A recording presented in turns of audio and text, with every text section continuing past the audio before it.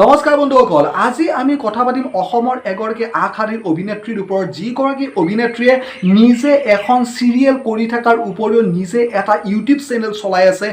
আৰু সেইজনী ছোৱালীৰ নামে হৈছে, সেইজনী অভিনেত্ৰীৰ নামে হৈছে সুৰভি দাস। হয়তো আপোনালোকে বা আমি নিশ্চয়ভাৱে এটা কথা প্ৰায়ে কওঁ যে আমি যদি চাকৰি কৰোঁ বা আপুনি যদি কিবা ষ্টুডেণ্ট বা আপুনি বিজনেছ কৰক, চাকৰি কৰক, মেক্সিমাম মানুহ মুখত কেৱল এটাই কথা, নাই আজিকালি মই টাইমে নাপাওঁ, একদম টাইম নাপাওঁ। মানে কিছুমান মানুহ এনেকুৱা আছে যোনে এটা কাম কৰি পেলাই গোটেই জীৱনৰ সমূল্য সময়খিনি শেষ কৰি দিয়ে। তেখেতসকলৰ মুখত এটাই ৱৰ্ড যে টাইম নাই, টাইম নাই, কেৱল টাইম নাই। কিন্তু সুৰভি দাসক আপুনি যদি আজিৰ তাৰিখত চাই, এখন চিৰিয়েলত পাৰ্মানেণ্ট অভিনয় কৰি থকাৰ উপৰিও এটা ইউটিউব চেনেল বৰ্তমান চলাই আছে আৰু এই চেনেলটোৰ নাম মই কৈছোৱে সুৰভি দাস। হয়তো অতি কম সময়ৰ ভিতৰত আপোনালোকে সেই চেনেলটোত খুবেই মৰম দিছে, খুবেই আদৰ দিছে। আৰু ইয়াৰ উপৰিও এইগৰাকী অভিনেত্ৰীয়ে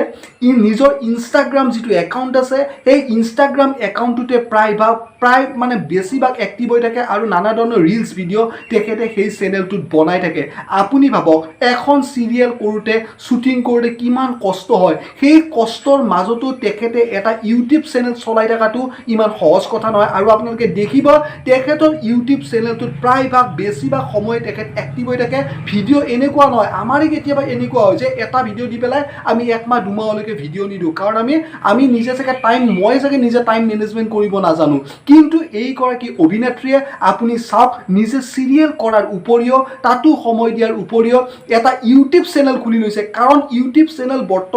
বৰ্তমান এটা পইচা ইনকাম কৰাৰ ভাল আহিলা। তেখেতে ভাবিছে যদি যে তেখেতৰ যিটো আজিৰ তাৰিখত ফেচ ভেলু হৈছে, হয় নাই, তেখেতৰ যিটো আজিৰ তাৰিখত ফেচ ভেলু হৈছে, আমি তেখেতক ভাল পাইছোঁ, আমি আজিৰ তাৰিখত মৰম কৰিছোঁ। যদি সেইগৰাকী অভিনেত্ৰীয়ে কালিৰ তাৰিখত যদি কোনোবা এখন চিৰিয়েলত ধৰক মানে কি কোনোবা এখন চিৰিয়েল হোৱা নাই বা ক'ভিডৰ কাৰণে চিৰিয়েলবিলাকৰ শ্বুটিং হোৱা নাই, কিন্তু তেখেতৰ সেই ফেচ ভেলুটো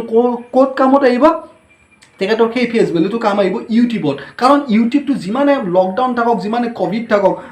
প্ৰত্যেকজন মানুহৰ হাতত এটা মোবাইল থাকে আৰু প্ৰত্যেকজন মানুহে নিজৰ ছ'চিয়েল মিডিয়াত এক্টিভ থাকে। গতিকে সেই তেখেতৰ যিখিনি অনুৰাগী আছে, সেই অনুৰাগীয়ে হয়তো তেখেতক যদি টিভি চিৰিয়েল বন্ধ হৈ থাকে ক'ভিডৰ কাৰণে, তেখেতসকলে সুৰভি দাসক ক'ত চাব? ইউটিউবত হ'লেও চাব। ইয়াৰ বাহিৰেও তেখেতে ইনষ্টাগ্ৰাম একাউণ্টটো নিজে নিয়াৰিকৈ চলাই লৈ গৈছে। গতিকে আমি এইগৰাকী অভিনেত্ৰীৰ পৰা শিকিব লাগে,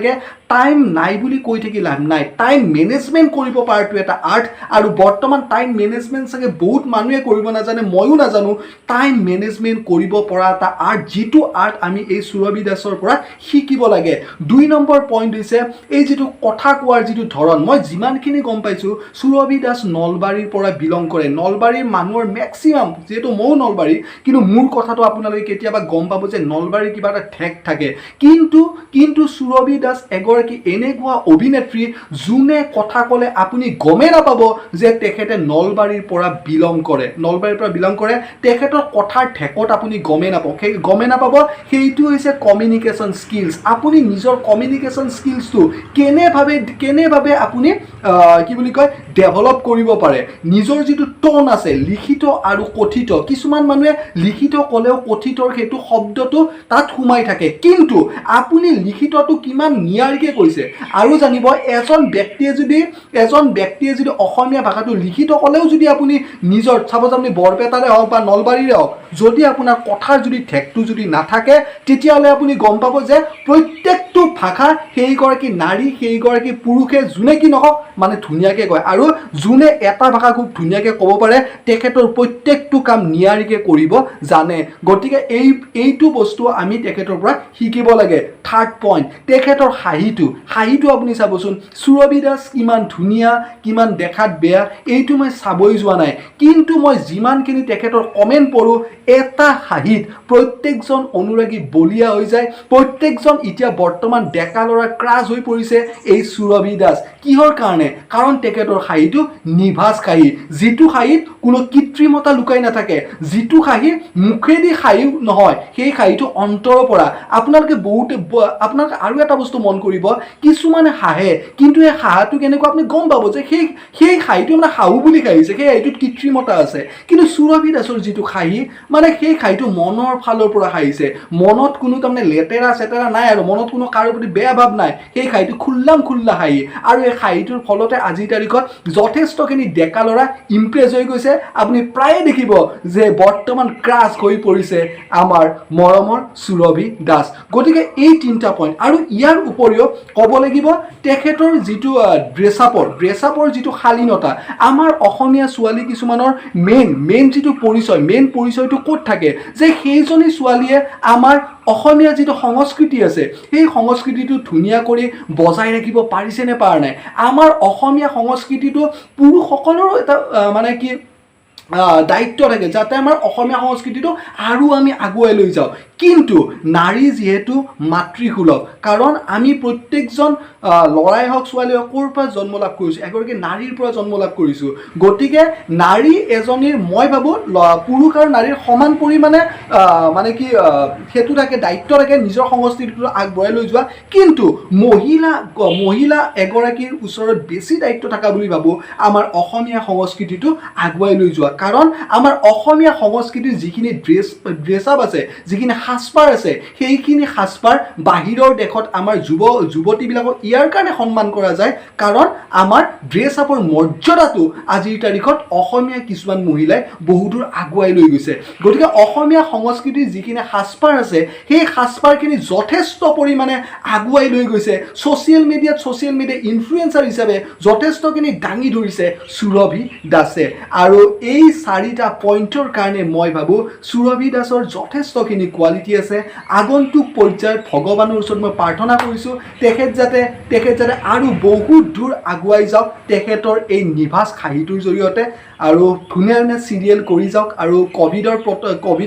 এইবিলাক কমি লওক তাৰপিছত আমি ডাঙৰ পৰ্দাটো চাম বুলি আশা ৰাখিছোঁ আৰু বৰ্তমান নলবাৰীৰ গৌৰৱ কাৰণ ময়ো নলবাৰীৰ পৰাই বিলং কৰোঁ তেখেতৰ মই ব্লগবিলাক চাওঁ সুৰভি দাস চেনেলটোত গতিকে ব্লগবিলাকত গম পাইছোঁ যে তেখেত নলবাৰীৰ পৰা বিলং কৰে লোৱাৰ আছামৰ পৰা বিলং কৰে আৰু মই যিমানখিনি দেখিছোঁ মই ইয়াত আপাৰ আছাম আৰু লোৱাৰ আছাম বিভক্ত কৰিব যোৱা নাই আপাৰ আছামকো আমি সন্মান কৰোঁ লোৱাৰ আছামকো আমি সন্মান কৰোঁ কাৰণ লোৱাৰ আছাম আৰু আপাৰ আছামৰ এটা সংমিশ্ৰণ হৈ পেলাই আমাৰ অসমখনৰ সৃষ্টি হৈছে কিন্তু আপুনি যদি চাব যায় আমাৰ সাংস্কৃতিক লাইনটোত ছিংগাৰে হওক অভিনেতাই হওক অভিনেত্ৰী হওক মেক্সিমাম আপাৰ আছামৰ পৰা বিলং কৰা লোৱাৰ আছামৰ পৰা বিলংটো আগতে অলপমান কম আছিল কম মাত্ৰাত আছিল কিন্তু আমাৰ লোৱাৰ আছামৰ যিমানখিনি আমি মানে সন্মান কৰি আমি ক'ব পাৰোঁ যে সুৰভি দাস আমাৰ নলবাৰীৰ সুৰভি দাস আমাৰ কি বুলি কয় লোৱাৰ আছামৰ আমি সেইটো লৈ আমি গৌৰৱ কৰিব পাৰোঁ আৰু এই ভিডিঅ'টো মোৰ বনোৱাৰ উদ্দেশ্য এয়াই আপোনালোকে তেখেতসকলৰ ভিডিঅ'বিলাক চাওক কাৰণ আমাৰ অসমত কিছুমান এতিয়া উল্টা পুল্টা এনেকুৱা চেনেল আছে যিবিলাক চেনেল আমি পৰিহাৰ কৰি ভাল চেনেলবিলাক আমি চাব লাগে যাতে আমি ইউটিউবটো খুলিলে ভাল চেনেলৰ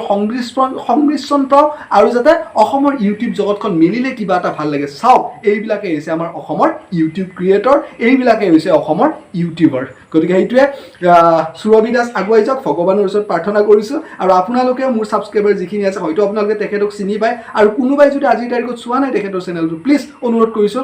তেখেতৰ চেনেলটো আপোনালোকে চাওক খুব ধুনীয়া ব্লগ বনায় গতিকে তেখেতৰ লগত মই আজিৰ তাৰিখত চিনাকিও নাই একো নাই কথা বাৰ্তাও হোৱা নাই কিন্তু মোৰ যিখিনি মনৰ ফালৰ পৰা ক'বলগীয়া আছিলে যিহেতু মোৰ এই চেনেলটো এনেকুৱা ৰিয়েকশ্যনৰ ওপৰত বা মই নিজৰ অপিনিয়ন দাঙি ধৰোঁ মোৰ ক'বলগীয়া কথাখিনি মোৰ এই চেনেলটোৰ জৰিয়তে প্ৰকাশ কৰিলোঁ ধন্যবাদ আৰু যদি আজি ভিডিঅ'টো ভাল লাগিল তেতিয়াহ'লে লাইক কৰিব কমেণ্ট কৰি জনাব আপোনাৰ অনুভৱ আৰু শেষত মোৰ চেনেলটোলৈকে যদি নতুনকৈ আহিছে তো প্লিজ ইয়াৰ এই নিৰ্ভীক নিৰপেক্ষিক চেনেল যিটো সঁচা সেইটো সঁচা বুলি ক'ম আৰু যিটো আমাৰ সমাজৰ কাৰণে অনিষ্ট কৰে তাৰ প্ৰতিবাদ মই ৰিয়েলিষ্টিক আছামত সদায় কৰি যাম যিহেতু ভাৰতবৰ্ষ এখন গণতান্ত্ৰিক দেশ সকলো মানুহৰে অধিকাৰ আছে নিজৰ যুক্তিখিনি আনৰ ওচৰত সমাজৰ ওচৰত প্ৰদৰ্শন কৰা যিহেতু ফ্ৰীডম অফ স্পীচ আছে ধন্যবাদ জয় আই অসম